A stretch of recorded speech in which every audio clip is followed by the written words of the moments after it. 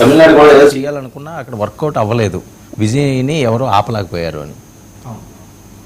మొదటగా జరిగిన 5 రాష్ట్రాల ఎన్నికల్లో 3 బీజేపీ అంటే ఎన్డీఏ కూటమి విజయం సాధించడం జరిగింది.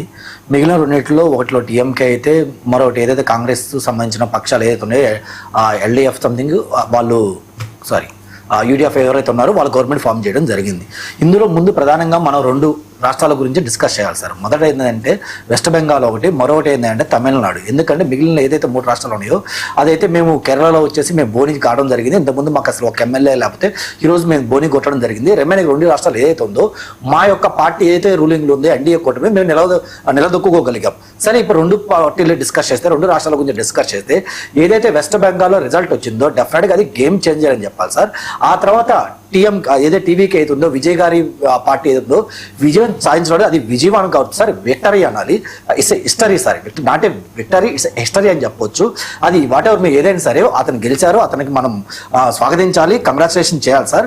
ఇప్పుడు ఇందాక మీరు చెప్పడం కూడా చెప్తున్నారంటే విజయ్ దళపతి గారు ఎవరైతే ఉన్నారో ఆయన యొక్క విక్టరీని మీరు అన్న నందమూరి తారక రామారావు గారితో కంపేర్ చేస్తారు సార్. కొందరితో కంపేర్ చేయకూడదు. ఎందుకంటే అన్న నందమూరి తారక రామారావు గారు 9 నెలల్లో పార్టీ పెట్టి ఎవరి సపోర్ట్ లేకుండా, రాజకీయంగా ఏమి లేకుండా, ముందుకు ఏమి ప్రకటించకుండా అప్పటికప్పుడు పార్టీ పెట్టి 9 నెలల్లో ఆయన అధికారంలో రావడం జరిగింది. అప్పుడు ఎంతో స్ట్రాంగ్ గా ఉన్న కాంగ్రెస్ పార్టీ కాదని ఇంకా మీరు రిమైనింగ్ రాష్ట్రాలు చూస్తే అంతంత మాత్రమే మిగిలిన పార్టీ ప్రాంతాలు ఉన్నా కానీ ద బెస్ట్ పార్టీగా కాంగ్రెస్ ఉన్నా కానీ ఆ కాంగ్రెస్ పార్టీ ధీటుగా అన్న నందమూరి తారక రామారావు గారు పార్టీ పెట్టి తక్కువ సమయంలో ఆయన ముఖ్యమంత్రి కావడం జరిగింది. మెజారిటీ కూడా బెస్ట్ మెజారిటీ ఆ రోజు ఇవ్వడం జరిగింది సార్. ఇకపోతే విజయ్ గారి గురించి చాలా మంది డిస్కస్ చేయలేదు, నేను కొన్ని పాయింట్లు డిస్కస్ చేస్తున్నాను. విజయ్ గారు రాజకీయంలో రాకముందు ఆయన 2009లో ఒక అభిమాన సంఘం పెట్టి సార్ గ్రౌండ్ లెవెల్లో వాళ్ళ అభిమాన సంఘాలని ఆయన స్ట్రాంగ్ చేసుకోవడం జరిగింది. ఆయనకి ముందు చూపుతోనే ఆయన ఒక పక్కా ప్లానింగ్ తో ఆయన రాజకీయాల్లో నేను ఫ్యూచర్ లో వస్తాను, ఎందుకంటే అవుననుకున్నా హిస్టరీ కూడా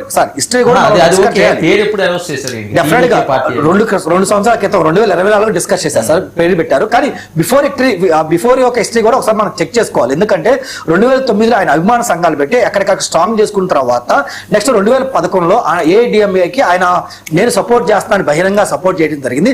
ఆ తర్వాత 2021 యొక్క లోకల్ బాడీ ఎలక్షన్ లో విజయ్ గారి సంబంధించిన, ఎందుకంటే లోకల్ బాడీ ఎలక్షన్స్ లో ఏ పార్టీ సింబల్ ఉండదు కాబట్టి విజయ్ గారి ఫ్యాన్స్ ఎవరైతే ఉన్నారో వాళ్ళు పోటీ చేయడం జరిగింది సార్. ఓపెన్ గా పోటీ చేస్తే దాదాపు 169 సీట్లు వాళ్ళు లోకల్ బాడీ ఎలక్షన్స్ లో పోటీ చేస్తే 115 సీట్లలో ఆయన గెలవడం జరిగింది. అక్కడే అనిపించింది ఆయనకి, ఓహో నేను పార్టీ పెట్టాలి, ఒక ప్రత్యామ్నాయం ప్రజలు కోరుకుంటున్నారు, నన్ను ప్రజలు స్వాగతిస్తున్నారు, నేను ఇప్పుడు రావాల్సిన టైం వచ్చిందని చెప్పి ఆ తర్వాత ఏదో 2024లో ఉందో 2024లో ఆయన పార్టీ పెట్టడం జరిగింది సార్. 2 సంవత్సరాలు కష్టపడితే ఆయన ఆ విజయాన్ని సాధించారు సార్. ఆ విజయాన్ని భారతీయ జనతా పార్టీ ఇంకో పార్టీ ఇంకా మీరు చెప్పినట్టు పవన్ కళ్యాణ్ గారికో లేదంటే జగన్మోహన్ రెడ్డి గారికో మనం అది ఇవ్వలేము, క్రెడిట్ ఇవ్వలేము. ఎగ్జాక్ట్లీ ఆయనే కష్టపడ్డారు, ఆయన సక్సెస్ అయినా ఫెయిల్యూర్ అయినా ఆయనే కారణం. ఈ సక్సెస్ కూడా ముమ్మాటికి ఆయనకే క్రెడిట్ ఇవ్వాలి. ఆయన కష్టం మీద ఎన్నో ఆటుపోట్లు తట్టుకొని హేమీలైన DMK party as well as Anna DMK party నిలదొక్కున్న పార్టీని కాదనుకొని 3వ ప్రత్యామ్నాయం సార్ 11 సీట్లకి ఆయన పార్టీ ఆయన నిలబడుకోలేకపోయారు సార్. అపోజిషన్ లీడర్ కూడా తెచ్చుకోలేకపోయారు జగన్మోహన్ రెడ్డి గారు. అలాంటిది ఆయన ఫోటో పెట్టుకుంటే ఓట్లు పట్టే గెలిచారంటే తప్పు సార్. అభిమానులు ఫోటో ఇస్తారు, ఆ టైంలో ఎవరు ఫోటో ఇచ్చినా అని పట్టుకోవడం జరుగుతుంది. అంతే సార్.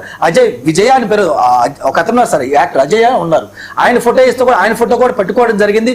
ఫోటో పట్టుకున్నంత మాత్రాన గేమ్ చేంజర్ అలాంటివి మనం అనకూడదు. ఎస్పెషల్లీ విక్టరీ ఆయనకి సంబంధించిందే, ఆయనకి గెలిపే సార్. ఇంకా మీరు మాట్లాడితే మా రోజా ఆంటీ గురించి మాట్లాడవచ్చు. ఎందుకంటే రోజా గారు డిఎంకే తరఫున ప్రచారానికి వెళ్ళారు సార్. అంటే నథింగ్ బట్ వైసీపీ ఆడ ప్రచారం చేస్తున్నట్టే కదా. మరి అప్పుడు ఆ పార్టీ విక్టరీ దేని గురించి మాట్లాడాలంటే డిఎంకే గురించి మాట్లాడాలి కదా. అలాంటిది విజయ్ గారి పార్టీ గురించి మనం ఎలా మాట్లాడతాం? జగన్మోహన్ రెడ్డి గారు సపోర్ట్ చేశారు మన ఎలా సార్. ఎస్పెషల్లీ ఆయన విక్టరీ ఆయనకే సొంతం, ఆయనకి అది అభినందించాల్సిందే. దాంట్లో ఏ పార్టీలు ఏది లేదు సార్, ముమ్మాడికి అది కరెక్ట్. ఇంకా పోతే వెస్ట్ బెంగాల్కి వద్దాం. వెస్ట్ బెంగాల్ అనేది డెఫినెట్ గా గతంలో మేము చూసుకుంటే వెస్ట్ బెంగాల్ కూడా అయిపోయిన తర్వాత వెస్ట్ బెంగాల్ కూడా సార్. నెక్స్ట్ వంశీ వర్మ గారు, good evening. Very good evening అండి. మీ రియాక్షన్ ఏంటి? తమిళనాడు ఎన్నికల్లో విజయం చాలా సంతోషం సార్. కంగ్రాచులేషన్స్ విజయ్ గారికి.